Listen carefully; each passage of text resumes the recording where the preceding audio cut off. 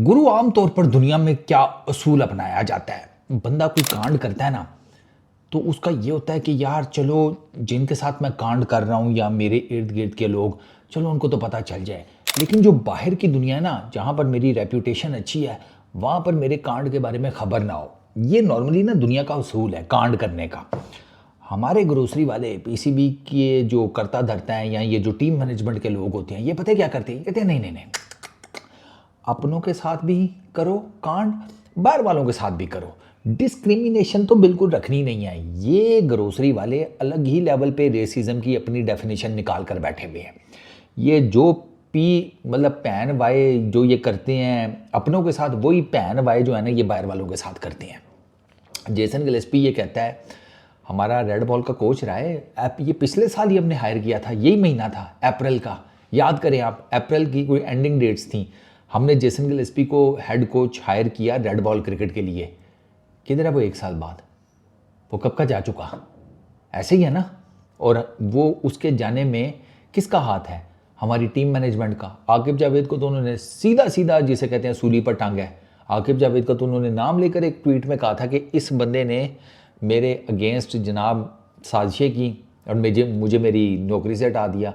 ये हमारी वो टीम मैनेजमेंट है, वो सिलेक्शन बोर्ड है कि जो हेड कोच को बिठा लेता है अपने साथ, ठीक है, लेकिन उसके साथ करता वही है कि भाई जो आप ना अपने किसी कज़न के साथ करते हैं। आपने देखा होगा अक्सर शादी ब्याह के ऊपर कहीं घूमने शूमने जाना हो, आपका एक आधा कज़न आप साथ तो कर लेते हैं, सुनते हो उसकी कख नहीं है। वो जो मर्जी कहता रहे, क्योंकि गुट तो आपने बनाई हुई है ना, उसको तो आप वैसे ही जिसे कहते हैं एहसान बरतने के लिए उसको साथ विच कर लेते हैं। तो हम ये भी वही हुआ। वो बेचारा बेचारा बेशक है यार, बोटिंग कर लेते हैं, फलाना काम कर लेते हैं, अबे नहीं बे, बोटिंग कर लेते हैं, हमारा पहाड़ चढ़ने का मूड है, हम पहाड़ चढ़ेंगे बस। तो हमने जेसन गिलेस्पी के साथ हमारी टीम मैनेजमेंट ने वही किया, सिलेक्शन कमेटी ने वही किया। हेड कोच तो बना दिया, अथॉरिटी सारी ले ली, टीम में उससे पूछते तक नहीं थे। आपको पता है जेसन गिलेस्पी टेस्ट क्रिकेट से बाबर आजम को निकालने के फेवर में नहीं था। ये जो इंग्लैंड के अगेंस्ट हमने बाबर आजम को ड्रॉप किया था, वो इस फेवर में नहीं था। इन्होंने सुनी नहीं उसकी। अब जेसन गिलेस्पी कहता है कि पाकिस्तान क्रिकेट टीम की कोचिंग का एक्सपीरियंस मेरे लिए इतना बुरा था कि मेरा दिल ही नहीं करता अब कोचिंग करने का। ही सेड, उसके एग्जैक्ट वर्ड्स ये हैं, क्या यार, वो कहता है मेरा हो गया। वो ही सेड कि यार मैं फुल टाइम कोचिंग जो है वो कर रहा, पिछले 15 साल से कर रहा हूँ, लेकिन जो पाकिस्तान की हेड कोचिंग का एक्सपीरियंस है ना, वो मेरे लिए इतना बुरा है कि मेरा दिल भर गया। और अब अगर मुझे इवन ऑस्ट्रेलिया भी कहे ना कि हेड कोचिंग कर लो, हमारी फुल टाइम जॉब कर लो, कहता मेरी तरफ से साफ इनकार है, no I am not interested. ये एक्सपीरियंस लेकर गया है और ये विजडन में उसका आया है इंटरव्यू।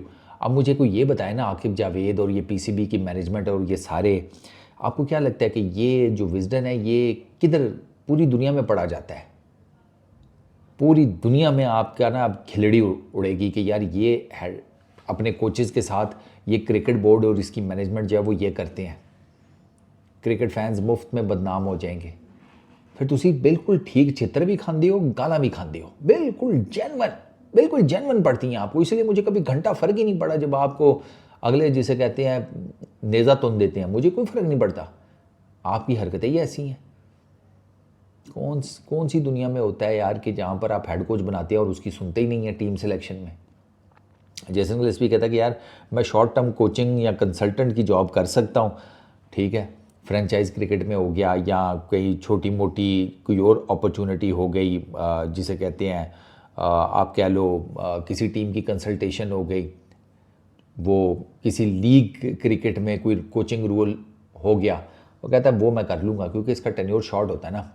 लीग जब तक है, आप जैसे आईपीएल चल रहा है, 2 महीने के लिए हेड कोच की नौकरी होगी, कहीं पर कोई ना कोई कर रहा होगा, तो उसी तरह कह रहा है कि मैं इस तरह की कोई नौकरी शोकरी कर लूँगा छोटे मोटे टाइम फ्रेम के लिए। हेड कोचिंग या फुल टाइम जिसे कहते हैं ना कोचिंग रोल, वो कहता है अभी वो मेरे एजेंडे पे है ही नहीं, ना मेरा मूड है, और मैं कर के थक गया हूँ, 15 साल से कर रहा हूँ। इस साइड के यार अब मेरा वो जो final nail in the coffin था ना उसकी कोचिंग के हिसाब किताब में, वो माशाल्लाह से हमने ठोका है, हमारी मैनेजमेंट ने ठोका है, आकिब जावेद साहब ने ठोका है। तो ये तो अब इस पे यार अब बताओ बंदा क्या करे यार, क्या करे।